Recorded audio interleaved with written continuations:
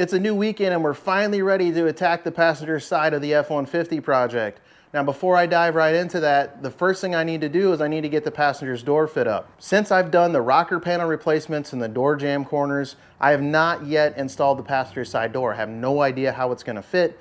We need to get that fit up, make sure that's in the right place, make any adjustments we need to make before we dive into doing the floor pan and the firewall repairs. I wanna make sure everything's in the right spot before we go welding it all in and find out we got problems later on down the line. Now, you guys have seen me do all this work on the driver's side, and rather than give you a repeat of those episodes and do exactly the same thing all over again, I wanna do something a little bit different today. I had a really good comment on my last video from Blue Jean F150. I believe his name's David. Now, David has been watching our channel from the start. I appreciate you, David. I appreciate your support and your comments. He was asking some questions about some of the tools I use. He was just curious. He said he's generally curious about some of the tools I use, asked about affiliate links and things like that. Now, I'm not quite yet ready to set up affiliate links. I'm also trying to be very cautious about not trying to sell you guys anything here. I'm doing this channel for fun right now. I'm not doing it to make a ton of money. But what I will do today is we're gonna go through every single tool that I use throughout the day today. Now, I'm not gonna stop and talk about them as we're working, but I will do some voiceovers here, and I'll tell you about the tools I like, some of the tools that maybe I'm not as fond about, or the things that just work, and maybe I can tell you, hey, don't spend the money on this, you can buy it cheaper, those kinds of things. We're gonna go through every tool, every consumable, and it's gonna probably be a little bit eye-opening for me and maybe even for some of you. The important thing to remember is that these are just the tools that I'm using that I'm comfortable with. They're not the end-all be-all. They're not the best out there. They just work. They're things that are working for me. Maybe you guys have a different method or things that work good for you. Or maybe you're trying to figure out just what tools you even need to use. If you're like me and you're a beginner, that can be the hardest part sometimes, not even knowing what to use or where to get it. So we'll go through that stuff today. We'll go through the consumables. It may be a little bit eye-opening, as I said, on just how expensive even one Saturday out here can be. Just remember, these tools aren't bought all at once. They're bought over time. And that's how you're gonna build up your tool collection as you go along as well. You're gonna buy things one at a time, here, there. So let's get right into it. I need to get this passenger side door fit up, and we're gonna dive right into working on this thing today. I wanna knock out as much work as I can, keep this project moving forward, so let's get after it. First up, the Daytona Super Duty floor jack. This is a really quality jack. If you can spend a little bit more money on a floor jack, I would definitely recommend this model. It's worked out great for me so far. This is the Icon rechargeable work lights. These things are bright, but they do use up battery pretty quick, and they do have a long recharge time. So if you can have two, that they're great to have one charging while you're using the other set to work. All right, door's attached. Let's see how we look here.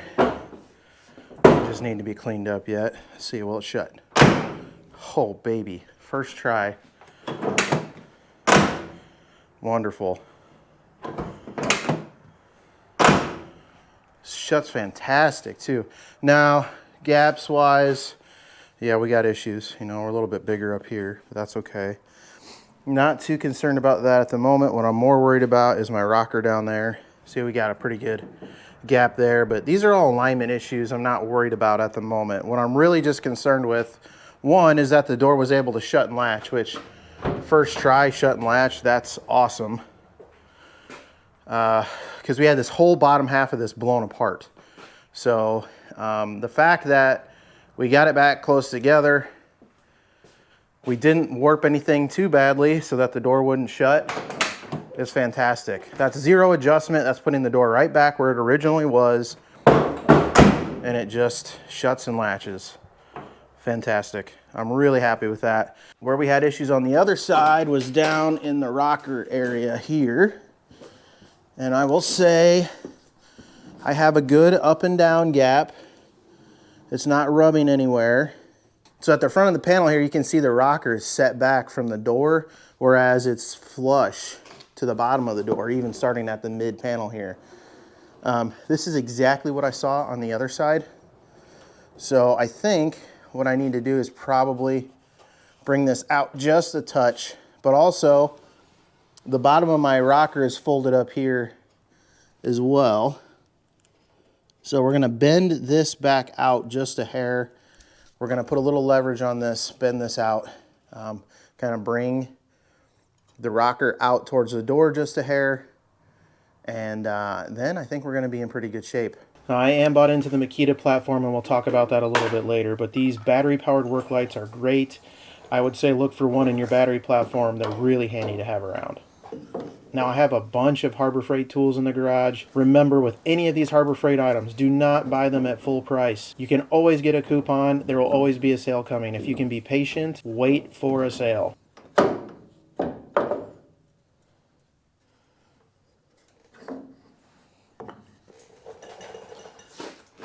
These are the Icon S-Jaw Quick Adjust Pliers. These things are awesome. If I need to grab onto something and I know it's not going to let go, this is the pair of pliers I go for. I think these are a great product for less than $20.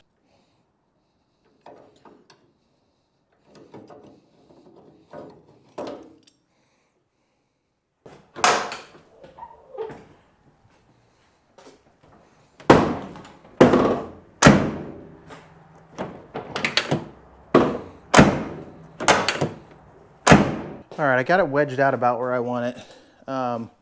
Again, not perfect, but much better than where it was prior. I'm looking at the rocker on the other side, and I'm seeing the same thing on both sides, which is if you look down the rocker, it almost has a curve to it, and it kind of tapers in at the front. And that's what is causing us these weird kind of fitment issues right up at the front edge of the door. I'm not overly concerned about it. Like, you know, this is a work truck. The gaps and everything don't have to be perfect on it. I'm sure they weren't when my grandpa owned it. But we might as well try and make it as good as we can make it for the moment. So we're pretty close where we need to be. I don't know that we'll get it much better than that. We might be able to get it with some door adjustment by shoving the front hinges in a little bit where the hinges bolt up. I can see at the top it probably needs to come out anyways. I got a little bit of a gap up there between the pillar and that. We're kind of close here. It means this probably needs, the bottom hinge probably needs to be shoved in, and that'll get us a little bit closer on the front edge of the door. So I'm pretty okay with where that's at.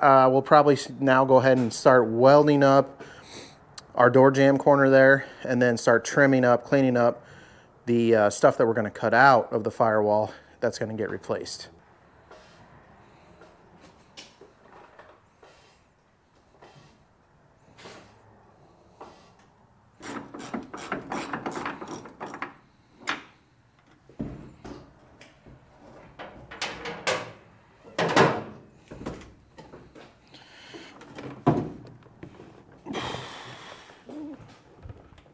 I have a KT Industries welding helmet here.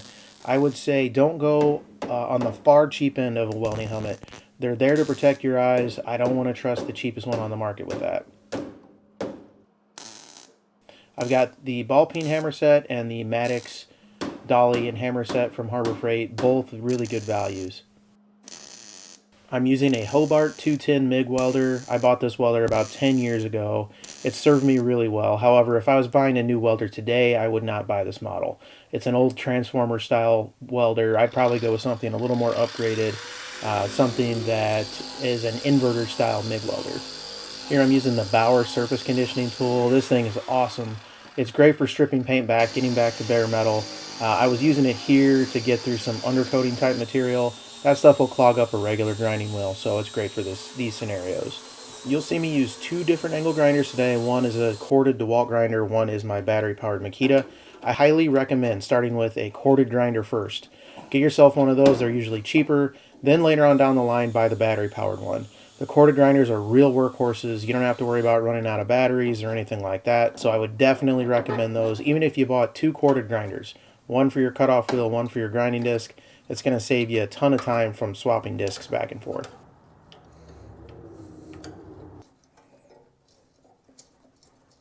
These are the DeWalt adjustable pliers. I gotta say, they're good for the package price, but that's about it. I'm not crazy about these. I hardly ever go to these pliers. They're a little flimsy, honestly, to me, so I might try and avoid these. All right, everything that you saw come out of here were patches that were put in place to cover the original rust. Now we're back to the original sheet metal, and you can see just how bad the damage was, and it really was never addressed properly. So we've now got this stripped back to bare metal here. I can see what's clean. This is all actually much better higher up than I was anticipating. It's really localized down here to the bottom of this kick panel. The one thing is I use that surface conditioning tool here because they used like a rubberized undercoating on this panel. And if you're going to use like a flap disc like I was using on that grinder, it's going to gum that up really, really fast. And those things aren't exactly cheap, so you really, you know, I'm using that surface conditioning disc to cut through a lot of this heavier stuff. And then I can come back with the grinder or the die grinder or a flap wheel and clean up a lot of this other stuff. So now that we've got the rot exposed, we can come up with a game plan for what our patch is going to look like that's going to go in here. And we will make out a stencil for the kick panel and we'll start getting that cut up and fit in place. Okay, we've got more Makita tools here, and I'll go into depth on Makita a little bit later on. I'm really happy with them. I do want to quickly touch on power tool brands though later on in this video. Here I've got a spot weld drill bit that I picked up from Amazon. This thing works pretty well. Can be a little finicky, but it does a good job. And then I've got some cheap chisels. The cheapest chisels you can find are wore out wood chisels, work great for separating panels. The Quinn impact sockets, I've got them in 3/8 and 1/2 inch. These are really great sockets for the price you're paying and the quality you're ultimately getting.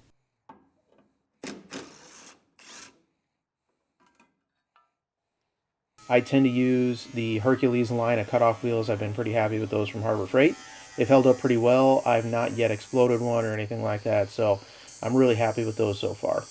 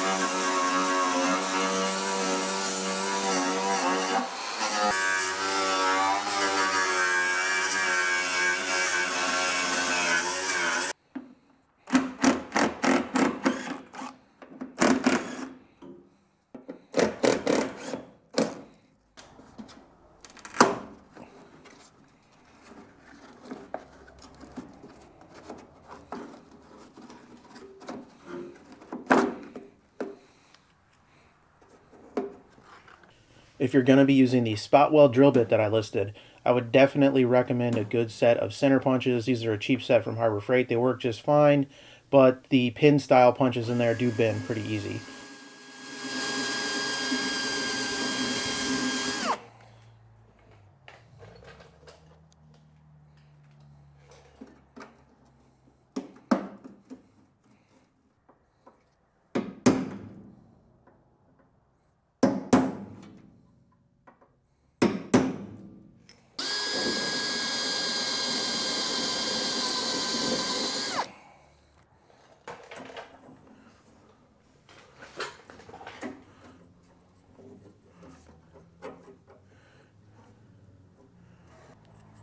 One of the cheapest items on this list, the Pittsburgh straight edge. I use the heck out of this thing, especially when I'm doing metalwork. It's pretty frequent that I go to this to draw a nice straight edge that I'm going to then trim out using the grinder or something like that. And then these Harbor Freight job site markers. These things work great. I've had really good luck with them. They've lasted quite a while and they don't clog. So they're actually a nice little purchase for under $2 there.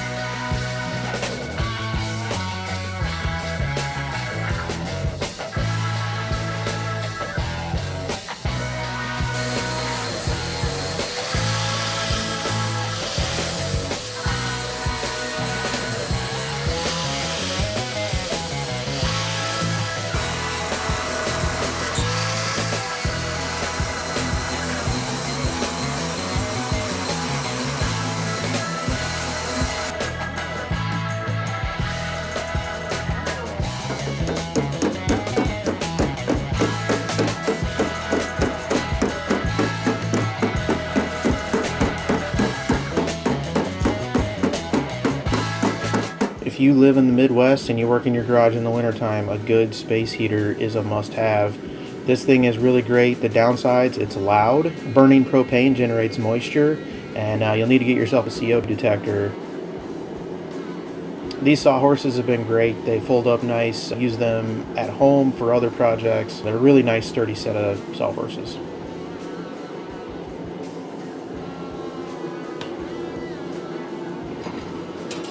And this is my CAD program here, nice and cheap, 12 bucks.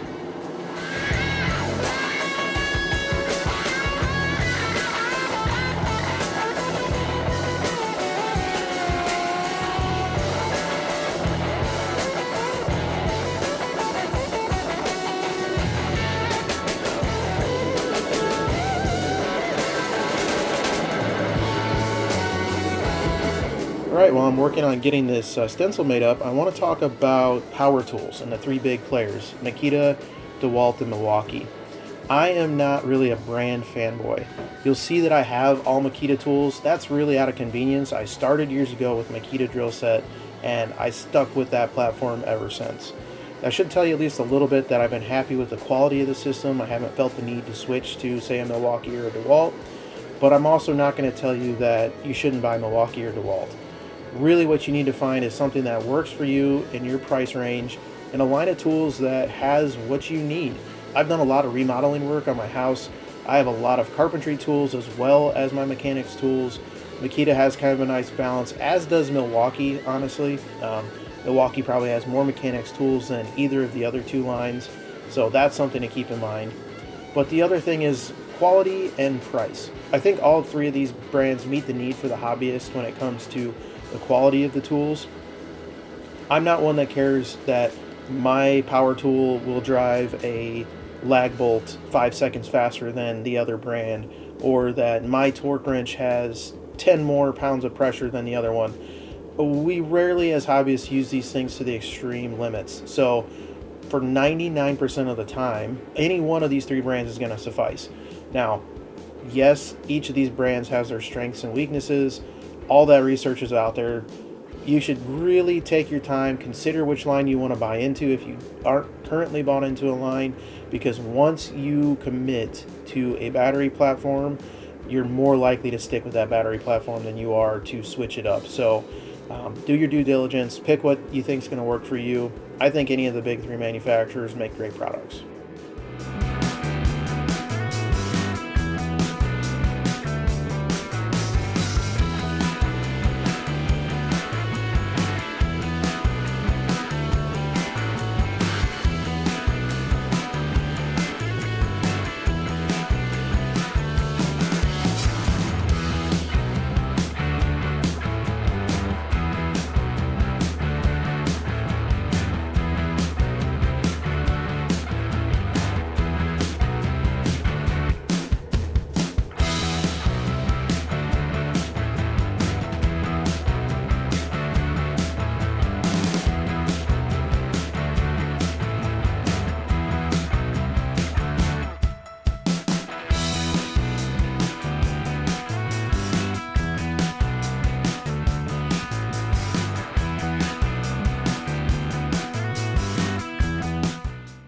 This is my Chief Die Grinder. Got this from Harbor Freight. I think for the price, this is a great tool. It's a really high quality air tool, works super well. And then I've got some abrasives from Amazon, really cheap set of abrasives. It's a good way to get stocked up. I can't say that I would recommend them for the long run. I bought them because I didn't have anything. They were dirt cheap for like 150 pieces, but they perform like dirt cheap abrasives. And the more metal work you do, the more you realize good abrasives are a must. So I would say they're good to get started, but down the line you're going to want something a little bit nicer.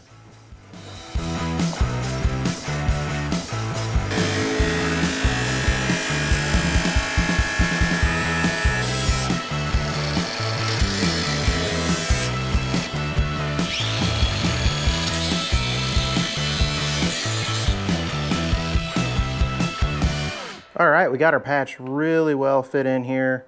That's pretty much where I'm going to call it a day, though. Running out of time here. It took me a little bit longer than I was expecting to get the old firewall and kick panel pieces out of there. It always does. I mean, that's just the way these things go. they're so rotten and so rough. You know, I want to get down to keep as much original metal as I can.